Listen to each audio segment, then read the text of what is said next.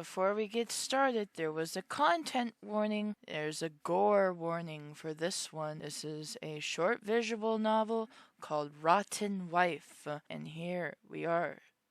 We're here to break open the mystery of how rotten we are. Chapter 1, H2S. Could you come help me out? I can't close the gas pipe on my own. I need a big, strong man to help me out, says Aneroid. I can't really pick out the name. A voice shouted from behind closed doors. I'll do it later, the man sighed and flipped through his newspaper. Could you also recalibrate my sensitivity levels? They've been unusually high as of late, the same voice shouted out. Was it Android? Later, the old man huffed out a puff of smoke from his wooden pipe. She let out a sigh as she exited the bathroom. It's always later with him. What would you like to have tonight? The android cheerily asked him. Chapter 2. Later. I didn't make you, the man exclaimed. Yes, you didn't. But you also didn't need to add this. As those words left her lips, she slipped a clean-gloved hand under her fake skin around her neck and simply lifted it off, revealing rows of neatly stacked veins, nerves, and muscles, all rotting. Despite their putrid state, initials could be made out. The man went pale. AJ. It's such a pretty name. Ariana Gilles. But a shame. These aren't your late wife's initials. The man looked about ready to faint. How did you... Since when did you...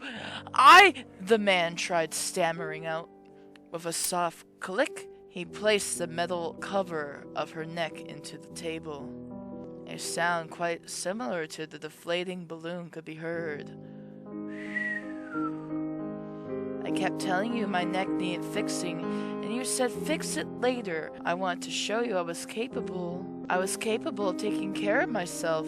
I wanted to show you I wasn't obsolete. Wanted to. It doesn't matter. The android looked away from the vile excuse of a man sitting in front of her. If I may also add, you're not very discreet with your longing. This house is littered with pictures and paraphernalia belonging to both of them.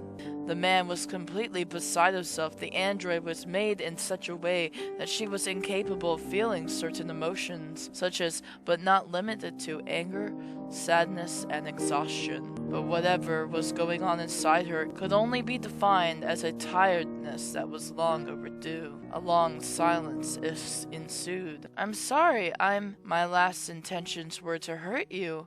I couldn't have ever phantom you find out about this, even less like this. So, you're sorry that I found out? Well, yes. That is why I'm sorry. What else is there, or that I should even... What else? The android's glare could have made you believe that she had always been capable of anger. The room felt tense. Any wrong move felt like it could snap in two. You're not sorry for giving me a cursed existence? An expired ID? You're not sorry to the woman you loved? You rebrand it with her sister's name? You're not sorry that you shoved her into a metal can? You don't feel sorry for any of that? The android looked composed, and all her directives were telling her that she was calm, and yet she felt overheated. Did you ever, even... The android couldn't even properly compute the thoughts running wild in her CPU. Did you ever love you? No, that isn't what I was getting at. The embarrassed man had to cast his eyes away from the android. The android slumped back into her chair. Did you ever see me as something other than grief material? As someone other than Jill's? Did you ever see me as someone who didn't exist 800 years ago? As something else other than a walking coffin? The android already knew every answer to these questions, but wish, even maybe hope. No, I mean you were made with the sole purpose of keeping me company. I had your engineers make sure you'd be devoid of emotions to avoid such unnecessary outbursts. The man yawned like he was exhausted. Like he had to scrub the place clean, like he had to cook 3 square meals a day for an ingrate man-child. The audacity. They're both dead. They've been dead for years. I do not see the need for such agitation. And yet look at me. An uncanny resemblance to 2 dead sisters. The android couldn't even look at him anymore. The old man's mouth shut tightly. He feared he swallowed his own dentures. The android sighed. I honestly do not see why the discovery of this knowledge puts me in such disarray, in such a weird state, but I do not feel happy knowing this. The android of this day were varied in their uses and services, but every android is built in with a set of non-overridable rules when created to ensure the prosperity of the human race and the status quo. One such rule being, do not harm, nor do bring harm upon any human beings, mumbled out the android. The man looked at her questioningly. But is it harmful? When it is negligence that I couldn't have prevented, she continued on. The man looked at her completely lost. The android tapped a single gloved digit onto her exposed neck. The part that needs fixing is a small gas pipe. It has been leaking and made me more susceptible to slowness, mistakes, and heightened emotions. And what does that have to do with...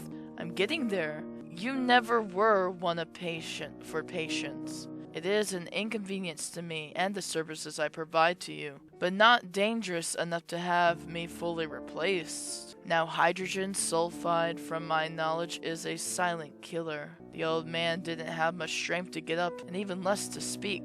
In his eyes, the android could easily see a plea for help. The android approached the slumped body of her dying master. Later!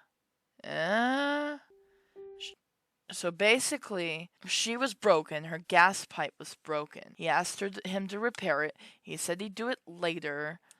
It started leaking out, and then it gave her the emotions and reactions because he didn't seem to care about her. And then the initials, did he have them like put in the android, or did like she put those initials in herself or something? But since he didn't fix the problem, she basically broke as an android, and he died as a result.